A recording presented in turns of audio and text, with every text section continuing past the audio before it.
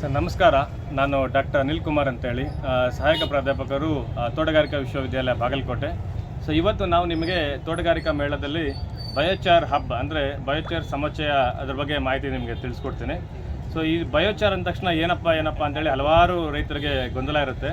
Biochar ಅಂತೇಳಿದರೆ ಜೈವಿಕ ಇದ್ದಲು, ಯಾವುದಾದ್ರೂ ಆಯಿತು, ನೀವು ಏನು ಇದ್ದಲು ಯಾವ ರೀತಿ ಮಾಡ್ತೀರೋ ಅದನ್ನೇ ನಾವು ಬಯೋಚಾರ್ ಅಂತ ಹೇಳ್ತೀವಿ. ಬಟ್ ಅದನ್ನು ನಾವು ಕೃಷಿ ಬೆಳೆಗೆ ಬೆಳೆಸ್ಕೋಬೇಕಾದ್ರೆ ಅದಕ್ಕೆ ವೈಜ್ಞಾನಿಕವಾಗಿ ಸಂಸ್ಕರಣೆ ಮಾಡಬೇಕಾಗ್ತದೆ, ಅಥವಾ ಪೋಷಣೆ ಮಾಡಬೇಕಾಗ್ತದೆ. ತದನಂತರ ನಾವು ಬಯೋಚಾರ್ನ ನಾವು ಅಲ್ಲಿ ಬಳಕೆ ಮಾಡಿದಾದರೆ ಅಲ್ಲಿಗೆ ಭಾಳ ಚೆನ್ನಾಗಿ ನಮಗೆ ಕೃಷಿಯಲ್ಲಿ ಅನುಕೂಲ ಆಗ್ತದೆ. ಸೊ ಈಗ ನೋಡ್ಬೋದು ನೀವು, ಅಂದರೆ ಬಯೋಚಾರ್ ಯಾವ್ಯಾವ ರೀತಿ ತಯಾರು ಮಾಡ್ಬೋದು ಅಂತ ಹೇಳ್ಬಿಟ್ಟು ಇಲ್ಲಿ ಕೆಲವೊಂದು ಸಾಂಪ್ರದಾಯಿಕ ಪದ್ಧತಿಗಳಿದ್ದಾವೆ. ಸೊ ಸಾಂಪ್ರದಾಯಿಕ ಪದ್ಧತಿಗಳಲ್ಲಿ ನಾನು ಅದನ್ನು ತೋರಿಸ್ತೀನಿ, ಯಾವ್ಯಾವ ರೀತಿ ನಾವು ನಿಮಗೆ ಡೆಮೋ ಮಾಡಿದ್ದೀವಿ ಅಂತೇಳಿ.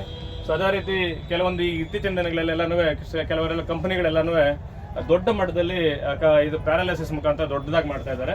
ಸೊ ಬಯೋಚಾರ್ ಬಳಕೆಯಿಂದ ಯಾವ ರೀತಿ ಅನುಕೂಲಗಳಾಗುತ್ತೆ ಅಂತ ಹೇಳ್ಬಿಟ್ಟು ಹೋಗಿ ಒಂದೊಂದಾಗಿ ತಿಳ್ಕೊಂಡು ಹೋಗೋಣ. ಸೊ ಇದ್ರಲ್ಲಿ ಮೊದಲಿಗೆ ನೋಡ್ಬೋದು ನೀವು, ಅಂದರೆ ಇಲ್ಲಿ ಬಯೋಚಾರ್ ನಮ್ಮ ಒಂದು ಈಕ್ವಿಲಿಬ್ರಿಯಂ ಕಂಪ್ನಿಯವರು ಒಂದು ಮಾಡೆಲ್ ಮಾಡಿದ್ದಾರೆ. ಸೊ ಅದರಲ್ಲಿ ನೀವು ಬಯೋಚಾರ್ನ ಹಾಕಿರೋಂಥ ಮಣ್ಣನ್ನು ನೋಡ್ಬೋದು ನೀವು, ಮತ್ತು ಬಯೋಚಾರ್ ಆಗದೇ ಇರೋಂಥ ಮಣ್ಣನ್ನು ನೋಡ್ಬೋದು ನೀವು. ಬಯೋಚಾರ್ ಹಾಕಿರೋಂಥ ಮಣ್ಣಲ್ಲಿ ನಾವು ಬಯೋಚಾರ್ ಮತ್ತು ಮಣ್ಣನ್ನು ಮಿಶ್ರಣ ಮಾಡಿದಾಗ ನಾವು ನೀರನ್ನ ಹಿಡಿದಿಟ್ಕೊಳ್ಳೋಂಥ ಪ್ರಮಾಣ ನೀವು ಕ್ಲೀನಾಗಿ ನೋಡ್ಬೋದು. ನೀರು ಯಾವುದೇ ರೀತಿಯಾದಂಥ ಕೆಳಗಡೆ ಬಂದಿಲ್ಲ. ಅದೇ ರೀತಿ ಬಯೋಚಾರ್ನ ಸಂಸ್ಕರಣೆ ಅಂದರೆ ಆಗದೇ ಇರುವಂಥ ಮಣ್ಣಲ್ಲಿ ನೀವು ನೀರನ್ನ ಹಿಡಿದಿಟ್ಕೊಳ್ಳೋ ಪ್ರಮಾಣ ಕಡಿಮೆ ಆಗಿದೆ. ಸೊ ಇದು ಒಂದು ಲಾಭದಾಯಕವಾಗಿ ನಿಮಗೆ ಅಂದರೆ ಕಣ್ಣಿಗೆ ಕಾಣುವಂಥದ್ದು. ಸೊ ಈ ರೀತಿ ಬಯೋಚಾರಲ್ಲಿ ಭಾಳ ಅನೇಕ ಅನುಕೂಲಗಳಿದ್ದಾವೆ. ಒಂದು, ನೀರನ್ನ ಚೆನ್ನಾಗಿ ಹಿಡಿದಿಟ್ಕೊಂತು ಅಂತ ಹೇಳಿದ್ರೆ ಅಲ್ಲಿ ಸೂಕ್ಷ್ಮಜೀವಿಗಳ ಕ್ರಿಯೆ ತುಂಬ ಚೆನ್ನಾಗಾಗುತ್ತೆ. ಸೂಕ್ಷ್ಮಜೀವಿಗಳ ಕ್ರಿಯೆ ತುಂಬ ಚೆನ್ನಾಗಾಯಿತು ಅಂತ ಹೇಳಿದ್ರೆ ಅಲ್ಲಿ ಪೋಷಕಾಂಶಗಳ ಲಭ್ಯತೆ ಕೂಡ ಗಿಡಕ್ಕೆ ಸಿಕ್ಕಿ, ಮತ್ತು ನೀರಿನ ಲಭ್ಯತೆ ಕೂಡ ಗಿಡಕ್ಕೆ ಸಿಕ್ಕಿ ಗಿಡದ ಬೆಳವಣಿಗೆ ತುಂಬ ಚೆನ್ನಾಗಿ ಇಳುವರಿ ಕೂಡ ಚೆನ್ನಾಗಿ ಬರುತ್ತೆ. ಇದ್ರ ಜೊತೆಗೆ ಮಣ್ಣಿನ ಆರೋಗ್ಯ ಕೂಡ ಸುಧಾರಣೆ ಆಗುತ್ತೆ. ಸೊ ಅದಾದಮೇಲೆ ಈಗ ನಾನು ಒಂದೊಂದಾಗಿ ನಿಮಗೆ ಹೇಳ್ತಾ ಹೋಗ್ತೇನೆ ಯಾವೆಲ್ಲ ಇದ್ದಾವೆ ಅಂತೇಳಿ. ಸೊ ಇದು ರೈತರು ಮಾಡೋವಂಥದ್ದು, ಏನೊಂದು ಸಾಂಪ್ರದಾಯಿಕವಾಗಿ ಯಾವ ರೀತಿ ನಾವು ಬಯೋಚಾರ್ನ ತಯಾರು ಮಾಡ್ಕೋಬೋದು ಅಂತೇಳಿ. ಸೊ ಇದು ಭಾಳ ಸಿಂಪಲ್. ಏನಪ್ಪ ಅಂತ ಹೇಳಿದ್ರೆ, ಒಂದು ಟ್ರಂಚ್ ತೆಗೆದುಬಿಟ್ಟು, ಒಂದು ಗುಂಡಿ ತೆಗೆದುಬಿಟ್ಟು, ಸೊ ಗುಂಡಿಯಲ್ಲಿ ನಮಗೆ ಯಾವುದು ಕೃಷಿ ತ್ಯಾಜ್ಯ ವೇಸ್ಟ್ಗಳು ಸಿಗ್ತಾವೆ ಅವನ್ನೆಲ್ಲನೂ ತೆಗೆದು ಗುಂಡಿಗೆ ಹಾಕಿ ಅದರ ಮೇಲೆ ಒಂದು ಅರ್ಧ ಅಷ್ಟು ಮಣ್ಣು ಮುಚ್ಚಿ ಕೆಳಗೆ ಬೆಂಕಿ ಹಚ್ಚಿದ್ರೆ, ಸೊ ಅಲ್ಲಿ ಗಾಳಿ ನಿಧಾನಕ್ಕೆ ಬೆಂಕಿಗೆ ತಗಲಿ. ಸೊ ಅದೇನಾಗುತ್ತೆ, ನಿಧಾನವಾಗಿ ನಮಗೆ ಬಯೋಚಾರ್ ತಯಾರಾಗುತ್ತೆ. ಸೊ ಬಯೋಚಾರ್ ತಯಾರಾಗುವಂಥದ್ದು ಈ ಥರ ಒಂದು ಬಯೋಚಾರ್ನ ತಯಾರಾಗುತ್ತೆ. ಇದು ಬಯೋಚಾರ್ ಪ್ರಥಮ ಹಂತದಲ್ಲಿ ತಯಾರಾಗುವಂಥದ್ದು. ಸೊ ಇನ್ನೊಂದು ಸಾಂಪ್ರದಾಯಿಕ ಪದ್ಧತಿಯಪ್ಪ ಅಂತ ಹೇಳಿದ್ರೆ ಹೀಟ್ ಮೆಥಡ್ ಅಂತ ಹೇಳ್ತೀವಿ. ಸೊ ಇಲ್ಲಿ ಕೂಡ ಅಷ್ಟೇ, ನಾವು ಕಡ್ಡಿ ಇವನ್ನೆಲ್ಲನೂ ಸಿಕ್ಕಾಪಟ್ಟೆ ಚೆನ್ನಾಗಿ ಪೇರಿಸ್ಬಿಟ್ಟು, ಸೊ ಅದರ ಮೇಲೆ ಮಣ್ಣನ್ನು ಹಾಕಿಬಿಟ್ಟು, ಸೊ ಇಲ್ಲಿ ಒಳಗಡೆಯಿಂದ ನಾವು ಬೆಂಕಿ ಕೊಟ್ಟಾಗ ಏನಾಗುತ್ತೆ ಅಂದರೆ ನಿಧಾನವಾಗಿ ಇಲ್ಲಿ ಕೂಡ ನಮಗೆ ಜೈವಿಕ ಇದ್ದಲು ತಯಾರಾಗುತ್ತೆ. ಸೊ ಜೈವಿಕ ಇದ್ದಲು ತಯಾರಾಗಲಿಕ್ಕೆ ನೋಡಿ, ಈ ಥರ ಯಾವುದೇ ಆದರೂ ಆಗ್ಬೋದು, ಕೃಷಿ ತ್ಯಾಜ್ಯದ ವಸ್ತುಗಳು ಹಾಕ್ಕೋಬೋದು. ಸೊ ಇನ್ನೊಂದು, ನಮ್ಮ ವಿಶ್ವವಿದ್ಯಾಲಯದಲ್ಲಿ ಒಂದು ಪ್ರಯೋಗ ಮಾಡಿದಂಥ ಒಂದು ಡ್ರಮ್ ಪದ್ಧತಿ ಅಂತೇಳಿ. ಸೊ ನೀವು ಅಲ್ಲಿ ಚಿತ್ರದಲ್ಲಿ ಕೂಡ ನೋಡಿದ್ವಿ, ಇದು ರೈತರು ತಾವೇ ತಯಾರಿಸ್ಕೊಳ್ಳೋವಂಥ ಸ್ವಲ್ಪ ಮಟ್ಟದ ಡ್ರಮ್ ಪದ್ಧತಿ.